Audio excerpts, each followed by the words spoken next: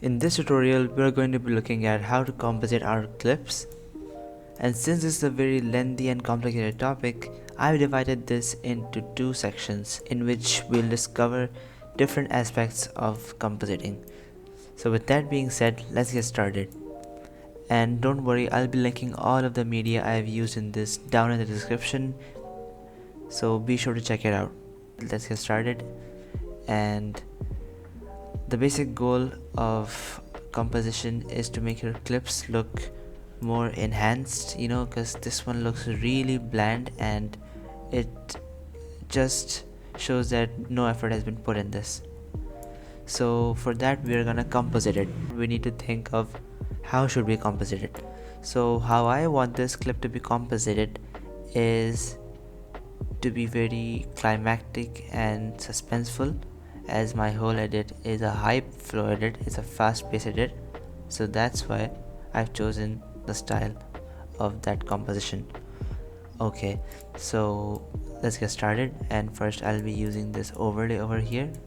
Remove the audio and change the blend mode to multiply, as I'm gonna be fading it out.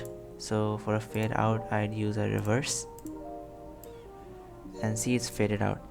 Also, don't forget to keep all your clips connected. You can do this by either putting them in a compound clip or copy pasting the same keyframes. So now we can see that it's fading out like this. Okay, now since I've faded out, I might as well fade it in as well. So here I have, okay, so now I need to undo the reverse, and since this is becoming a bit too much, I'll reduce the duration of the lower clip so that the clip can be visible for at least a few minutes, or few seconds, sorry, few frames. Yeah, so see, we have composited. Basically, we have composited. Okay, so with the overlays being done, I'll now be adding a light ray. So the light rays are over here, and what this basically does is, since the atmosphere has become so dark, might as well light it up, but with an overlay. So the blend mode for this is gonna be something like screen, and of course we are going to be keyframing the opacity because it looks really awkward like this, and gonna go to 100, maybe 50, keyframe it again, 100, and then back to 0. So you see, to make your clips look livelier, you have to keyframe each and everything, otherwise it just looks like you've copy pasted the things. So with the light rays being done, I'm now going to add this overlay. Now this is a really popular overlay and it's called a shockwave overlay. So I'm gonna be using this clip from here till here, and I'll be speed ramping this because I don't need too much of it.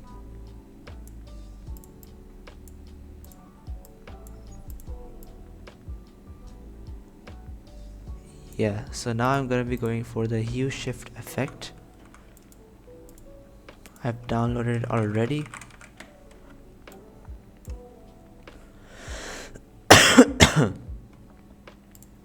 And when you go to effect, you can change the hue to whatever you want. Since I want blue, I'll be using blue, and here we go. This blue, a lighter blue would work. Yeah, and I'm gonna be changing the composition to linear dodge.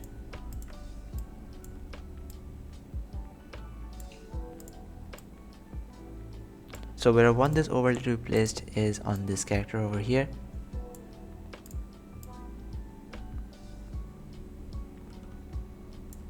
And I'm gonna keyframe it.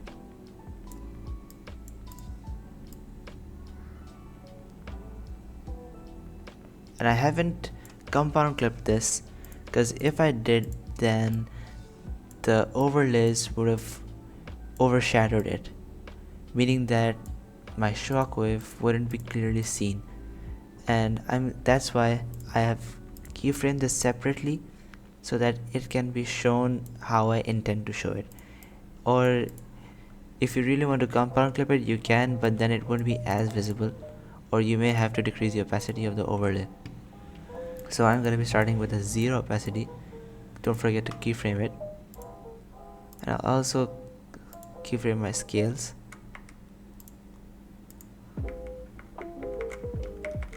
So this is where I want the thing to happen, and this is where my clip starts, and I'll be increasing the scale over here.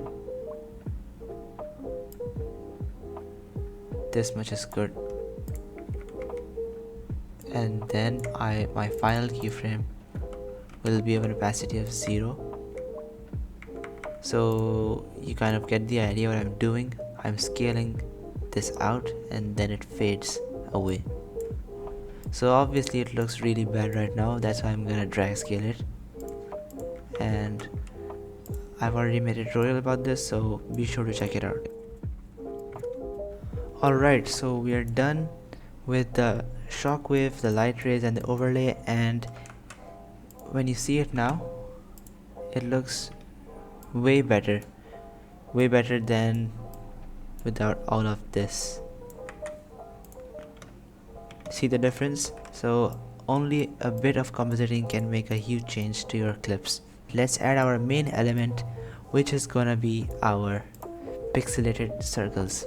Okay, so with the pixelated circles, what I'm gonna do is first transform it into a compound clip, because this is gonna be a heavy effect and I want to edit it separately. So this is my overlay, and I'm gonna be placing one over here, and throughout this I'm gonna just be creating my own overlay, if you know what I mean. And this is linked in the description, so be sure to check it out. After this, we are going to put some more effects on it so that it doesn't look as bland. Okay, for now I think that's enough. And now what I'm gonna be doing is keyframing them. So which one have I chosen? Yes, I've chosen this one. So I'm gonna make it appear as if it was moving away. Alright, and I'm gonna be doing the same to all of this, to all of the clips. And the reason why I'm doing this is because it gives a sense of motion to your clips, as I've stated before in this tutorial. If you find something repetitive, then just copy paste the keyframes.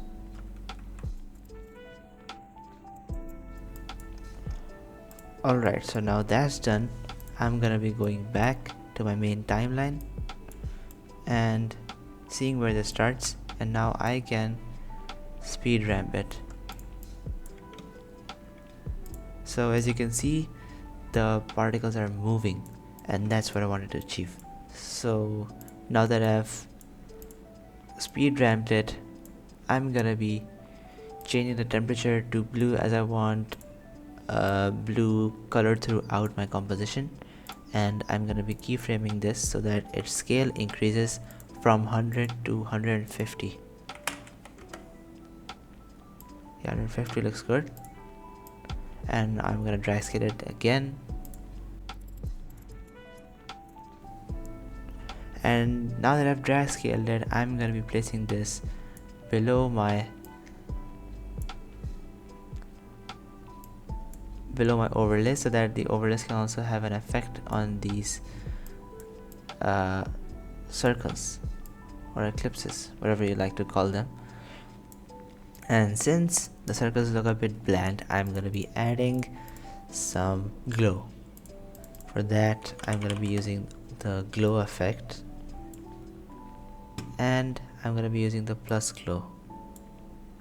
So the plus glow makes a lot of difference, and for an outer glow I'd like to use a drop shadow, distance 0, and a lighter color. So as you can see, this really makes the environment for my clips. Now the thing which is left is Sasuke being masked, and that I'm gonna cover later. Now with the light rays, overlays and compound clips being done, this is the end of this composition, and in the next tutorial we are gonna be compositing this part, and be sure to stay tuned for that because this one's gonna be fire. So I hope you guys learned how to composite your clips, how to make complicated things easy, and see how my timeline is organized. I hope you guys learned how to use compound clips efficiently and how to use the effects efficiently, and I'd like to see your results. So be sure to link down any of your results down below, and I'll be happy to check them out. Till then, take care and peace.